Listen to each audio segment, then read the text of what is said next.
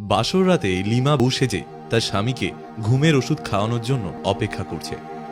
কিছুক্ষণ পর দেখল কেউ একজন একটা প্লেট নিয়ে আসলো, সেখানে দুধ ও মিষ্টি রাখা।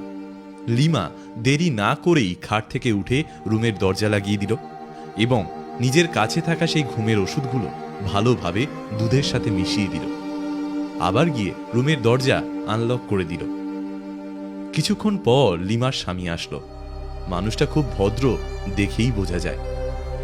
লিমা সালাম দিল এবং কথাবার্তা বলল। আচ্ছা শুনেন, স্বামী হিসাবে আমার আপনাকে বেশ পছন্দ হয়েছে, তবে আপনাকে স্বামীর পূর্ণ অধিকার ও সবকিছু মানিয়ে নেওয়ার জন্য একটু সময় দিন। ঠিক আছে, আপনার যতদিন প্রয়োজন আপনি সময় নিয়ে মানসিকভাবে প্রস্তুত হন। লিমা এবার উঠে এসে তার স্বামীকে দুধের গ্লাস এগিয়ে দিল এবং বলল, এই নিন, দুধটুকু খেয়ে নিন, আর হ্যাঁ, পুরোটা খেয়ে নেবেন। তার স্বামী আর কিছু না বলেই সবটুকু দুধ খেয়ে নিল এবং যখন তার স্বামী ঘুমাতে যাবে তখন সে বলল, তোমার লকারের চাবিটা দাও, আর আমি আমার গয়নাগুলো খুলে সেখানে রাখবো। বলা তো যায় না এত টাকার গয়না কখন কি হয়। তার স্বামী হেসে উঠে তার হাতে সব চাবি দিয়ে দিল এবং সে ঘুমিয়ে পড়ল। তখন লিমা নিজের ফোন চেক করে দেখে তার প্রেমিক তাকে অনেক মেসেজ দিয়ে রেখেছে। লিমা কখন বের হবে তা জানতে চাচ্ছে, তাই সে ফিরতি মেসেজ দিয়ে জানালো তার বের হতে একটু সময় লাগবে, তবে 1 ঘন্টার মাঝেই সে বেরিয়ে পড়বে। তার বয়ফ্রেন্ড রাস্তায় দাঁড়িয়ে অপেক্ষা করতে লাগলো। সে তাড়াতাড়ি করে নিজের গায়ের গয়নাগুলো খুলে ফেলল এবং আলমারি খুলে তার স্বামীর জমানো টাকা পয়সা একটা ব্যাগে ভালো করে ভর্তি করে নিল। সে দ্রুত টাকা ও গয়নার ব্যাগ নিয়ে বাসা থেকে বেরিয়ে পড়ে এবং তার প্রেমিক যেখানে দাঁড়িয়ে অপেক্ষা করছিল সেখানে চলে গেল। সকাল হলেই রাস্তায় নেমে পড়ে এবং দুজনে ছোট একটা হোটেলে সকালের নাস্তা সেরে নেয়। তার প্রেমিক তার হাতে বড় ব্যাগ দেখে জানতে চায় টাকা কেমন এনেছে। তখন লিমা তার প্রেমিকের হাতে তার ব্যাগ দেয় এবং তার প্রেমিক সেটা খুলে দেখে সে যা চিন্তা করেছে তার থেকে 100 গুণ বেশি টাকা আর গয়না নিয়ে এসেছে নীলিমা। তার মনে কুমতলব আসে যে এই ব্যাগ নিয়ে যদি কোনোভাবে পালানো যায় তবে তার আর কোনোদিন পিছনে ফিরে তাকাতে হবে না, তার ভাগ্য খুলে যাবে আজকের পরে। আর লিমার পরিবারে কেউই তাকে চেনে না, তাই টাকা নিয়ে পালাতে পারলে ধরা পড়ার সম্ভাবনা একদম নেই বললেই চলে। তারা সামনের দিকে গাড়ির উদ্দেশ্যে হাঁটতে শুরু করে। এই লিমা দেখো, এই ব্যাগের ওজন অনেক বেশি আর টাকা পয়সাও অনেক আছে, তুমি এটা আমার কাছে দিয়ে দাও, তোমার কাছে থাকা সেফ না। লিমা তখন হেসে উঠে তার প্রেমিকের হাতে ব্যাগটা দিয়ে দিল।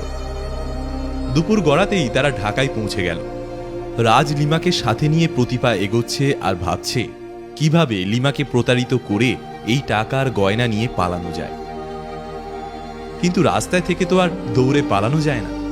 তার উপর লিমার সাথে এতদিনের সম্পর্ক, লিমাকে কাছে পাওয়ার আকাঙ্ক্ষা সে কিছুতেই ছাড়তে পারছে না।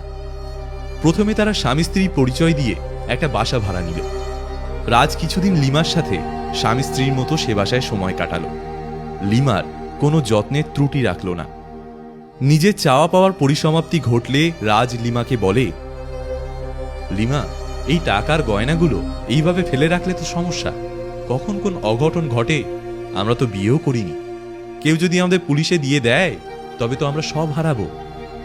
আমি বলি কি, গয়নাগুলো বিক্রি করে আর বাকি সব টাকা মিলে যা হয় সব আমার ব্যাংক অ্যাকাউন্টে রেখে দিই, তাহলে আমাদের যখন যতটুকু প্রয়োজন তাই তুলে খরচ করব। এখন আমি কি টাকার গয়না নিয়ে বের হব লিমা? লিমা রাজকে কেন জানি একটু সন্দেহ হলো, কিন্তু সে ওইসব না বলে বলল, দেখো রাজ, আমি একা একা বাসায় থাকতে পারবো না, চলো আজকে আমরা গিয়ে গয়নাগুলো আগে বিক্রি করে আসি, পরে আমার আর তোমার জয়েন্ট অ্যাকাউন্টে সেই টাকাগুলো রেখে দেব। কথাটা শুনে রাজের মুখ ফ্যাকাশে হয়ে গেল। সে বুঝে গেল এইভাবে সোজা আঙুলে ঘি উঠবে না, তাই সে চালাকি করে বলল, আচ্ছা চলো আগে গয়নাগুলো বিক্রি করে আসি। তারা দুজনে স্বর্ণকারের দোকানে গিয়ে তাদের সব গয়না বিক্রি করে প্রায় 15 লক্ষ টাকা পেল। টাকাগুলো নিয়ে বাসার সামনে আসতে সে লিমাকে বলল, লিমা তুমি বাসায় যাও, আমি দেখি আশেপাশে খাওয়ার মতো ভালো কিছু পাই কিনা। এই বলে রাজ সেখান থেকে চলে আসলো। রাজের লোভ এইবার আরো বেড়ে গেল। সে বুঝে উঠতে পারছে না কি করবে। তখন তার মাথায় ঘুমের ওষুধের সেই আইডিয়াটা আসলো। সে সাথে সাথেই ফার্মেসিতে গিয়ে অনেকগুলো হাই পাওয়ারের ঘুমের ওষুধ কিনে নেয় এবং পাশের আরেক দোকান থেকে কোক কিনে নেয়। অর্ধেক ফেলে দিয়ে বাকিটার সাথে সবগুলো ওষুধ খুব ভালোভাবে মিক্স করে নেয় এবং দ্রুত বাসায় ফিরে আসে। এই নাও কোক খাও, আমি অর্ধেকটা খেয়ে নিয়েছি। তোমাকে রেখে একা একা তো আমার মুখে কোনো খাবার ওঠে না, তাই বাকিটা তোমার জন্য নিয়ে এসেছি। লিমা হাসতে হাসতে বোতলে থাকা সবটুকু কোক একদমে খেয়ে নেয়। কিছুক্ষণ পরেই লিমা ঘুম আসছে বলে খাটের উপর গিয়ে ঘুমিয়ে পড়ে।